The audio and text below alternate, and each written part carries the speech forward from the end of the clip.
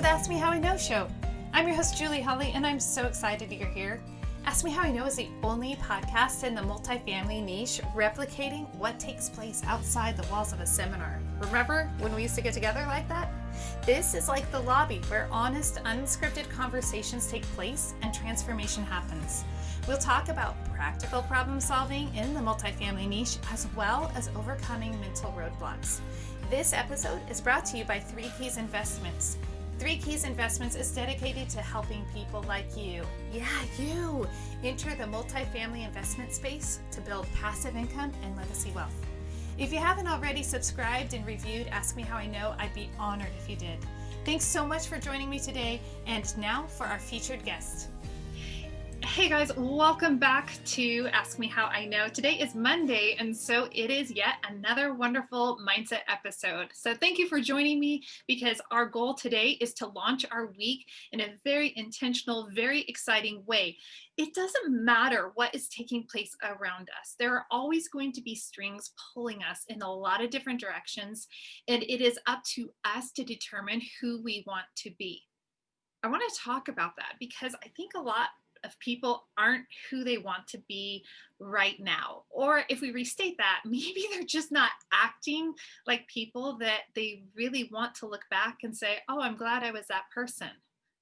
In fact, last week was a tough week for me, but probably surprising to most people, it really wasn't completely based on politics. I'd be foolish to suggest that all of the political polls last week were not in polls. Wow, that was an unexpected pun. But those were all polling me as well, but there was something else polling me. And it really led to an entirely different insight into what's happening for a lot of people right now. And I want to share that with you. And with that, I'm just going to be honest, there is like this super ultra high level of vulnerability that I'm going to share with you because I care about you. And I don't think enough people talk about these things openly and honestly. So huge level of trust to you, my awesome audience, and I hope that this serves you well. So I grew up in California. I grew in, California, normally a sunny kind of place. And although I will admit, I lived in a valley. And so sometimes, it'd get gray during the winters and everything. But I'd always say that I could never live in the Seattle area because I need my sunshine. Well, by chance, by God, I now live in the inland Pacific Northwest, which means I'm what I call a lateral neighbor of Seattle. So you just head 600 miles away from Seattle. I'm on the Canadian border in this little town. And guess what happened? Year 3 in this small town, I was working as a classroom teacher, and I called my husband at the end of the day. It was all of 4 o'clock in the afternoon, and it was dark as night. And after dealing with that for a week or so, I was sobbing. I was uncontrollable. I had no idea what was going on. I called my husband, honey, I don't know what's going on. I am all emotional. No, it's not just hormones. And we had this conversation, right, about what was taking place. And I'm not normally one to jump to a doctor. I made an appointment with my nurse practitioner who said, hey, these are all the symptoms of SAD, seasonal acquisitional disorder. And I always thought that was a joke. And I understand depression, and I had compartmentalized what depression and that type of suffering meant. And a lot of people do that. I think we're more aware now than ever before, but yet we can still kind of justify and say, oh yeah, that person has a chemical imbalance, or, that person has these struggles. But we don't really dig a little bit deeper. And as I dealt with SAD that year, it was really nice. And I was what I consider very fortunate that somebody could say, hey, this is really more than likely what's going on. And here's some ways we can support you in very natural ways. Super cool. I have what I call the winter health pack. And if you are someone that needs any winter tips, I can help winterize you. But I'm going to admit something now. I did not prepare this year. I did not winterize myself well, and daylight savings came. as did elections, as did nighttime coming earlier, and it crashed me in a really hardcore way. And I am going to let you know that there could not be a better time for me and my family, maybe, to experience that setback, that pull in our life. And what I gained from that was that rekindling with empathy. And I think a lot of us are missing that right now. And by that, I mean, I began to think about the struggle that I was facing. And I had this realization of, oh my gosh, whoa, this hit me harder. Last year, I knew I had a trip to Mexico and I had different game plans, different things to look forward to. I had mapped it out because I was terrified of having a setback. And this year, I was feeling a little bit like I am full blown, I'm in a great rhythm. This is good. And I did not make that preparation. And in this setback, at this very specific time, at the point of daylight savings time and our national elections and the divide within our country, I realized my setback is really a temporary setback. But there are people that deal with this setback every single day. We would do so well, especially in this year of COVID, to remember that there are people, humans, just like you and I, who are living normal daily lives who have been really bounced around a lot in 2020. COVID has had this massive impact on our families, but it's more than that. Before there was COVID, there were still marriages that were struggling. There were still kids that were, difficult to parent. There were still kids that needed their parents to show them more love. There were still people that did not have jobs. There were people struggling with finances, people struggling with where to live. There were still all these struggles taking place before COVID. There were still the people that were facing mental health issues. There were still people facing physical issues. And now we're in this time and everything is just there's just so much more of a pull. And instead of doing well to each other, instead of simply thinking the best of the people at the grocery store who might come across cranky, we react to them in like. Let's just think about that for a second because people who are struggling respond in different ways. And some people respond in frustration and anger, and it's this outward, comes off like a grouchy kind of response. And other people hole up and withdraw.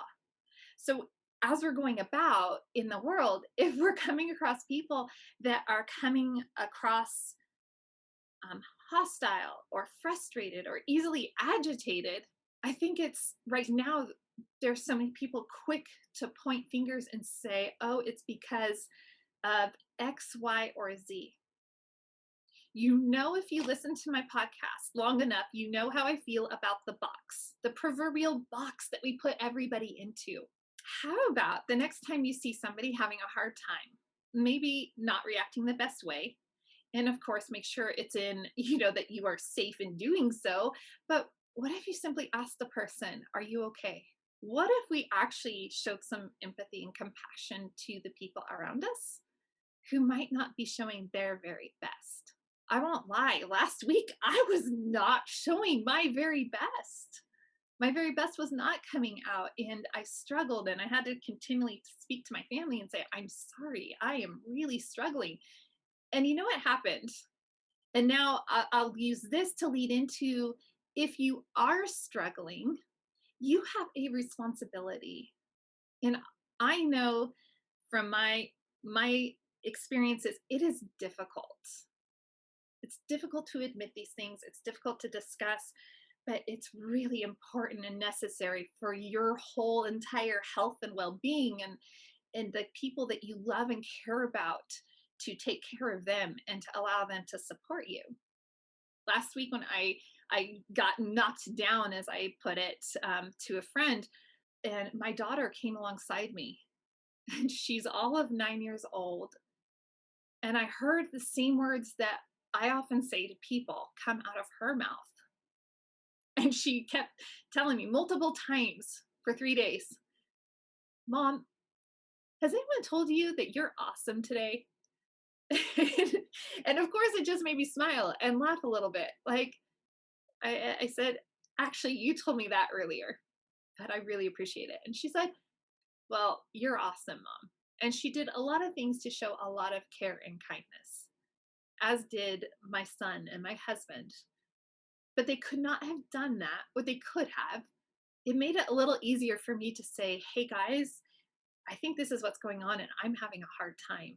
We are not strong to face our struggles alone. And right now, with so much uncertainty pulling us apart, with so much fear just seeming to grapple upon everybody, now more than ever, it is important for us to guard our mindset by reaching out to others. That reach out might be you reaching out to support and encourage someone. It might be you saying, I'm having a difficult time. But having those people in your life is so, so crucial. Admit to the people closest in your life, admit to the people you call friend, admit to them that you're having a struggle. Coincidentally, a friend called me as I was struggling and about one thing and said, hey, how are you doing? And I said, actually, I'm really not doing well. You called me and I'm just struggling right now. And that friend offered a whole bunch of support and encouragement, including encouraging me to do what that friend knows keeps me healthy and sane. And that is hop on my bike and get out on a trail, because your friends know what's going to help bring some balance back into your life. So make sure you speak to your friends and let them know, because they're going to help you. They can't make you go do it, but they can support you and encourage you. In this time of so much division in our country, it is going to be the people like you listening that will bring the stability that this country needs. You see, leadership can't dictate human kindness. I'm going to repeat that. Leadership cannot dictate human kindness. It is up to each of us to go above and beyond.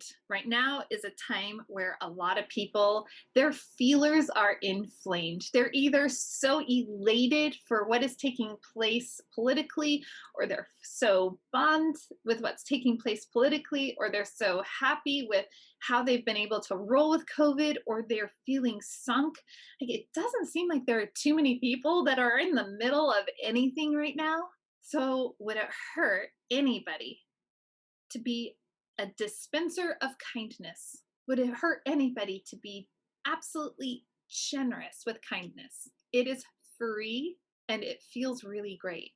You don't have to pay it forward, in the sense of you don't have to buy anybody anything, but a smile from your heart, as corny as that sounds to a lot of you, a smile from your heart can really melt a lot of ice. And what if everybody started doing that? That's the best kind of what if I would ever like to hear, because I don't really like what ifs. But what if we all started just dosing out kindness, dosing out a leash to where we're not judging people based off of our preconceived ideas of what they're probably thinking in their head about what's going, like, oh my gosh, what a rabbit hole, right? Who's to know? Anyhow, this week as you were going on, if you are struggling, please reach out to somebody. If you are feeling strong, please reach out to somebody struggling. And on that note, I want to add, your friends who are struggling have a really good opportunity right now to hide, right? Because with COVID, and there's still a lot of people that are socially distanced and trying to maintain distance for safety. But you know what? How many of those people are really doing it for that reason at this point? I'm not judging anybody. I'm saying, how's your friend doing? When's the last time you called your buddy? When's the last time you texted? When's the last time you said, hey, how are you doing? What are your concerns? How can I help you? Because if they're home alone and nobody's calling, they're going to feel really isolated and feel I am. Look at me. I'm putting them into a box. There are a lot of feelings that can happen when somebody is left alone.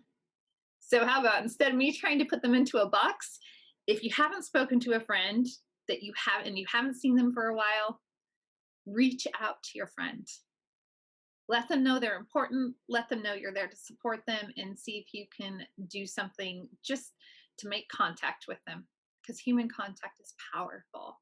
And if you have some friends that are being grouchy, just remember they might be reacting in a grouchy way. But that outward reaction is representative of something going inside.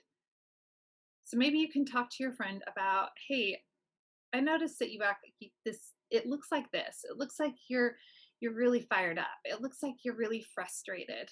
Can you tell me what it's about? Can we talk about it? We need each other now more than ever. So as you go along this week, I pray that you are intentional with being generous with kindness with others, and that you reach out to others in every way, shape, and form to serve others, to help others, or to receive.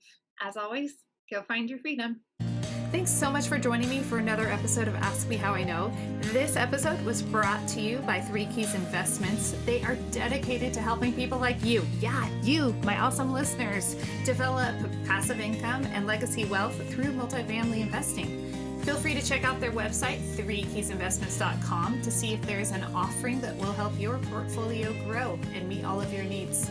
If you haven't already rated, reviewed, subscribed, liked, all of those bells and whistles, I would be absolutely honored if you would do that for Ask Me How I Know. Thanks again, and go make it a great day.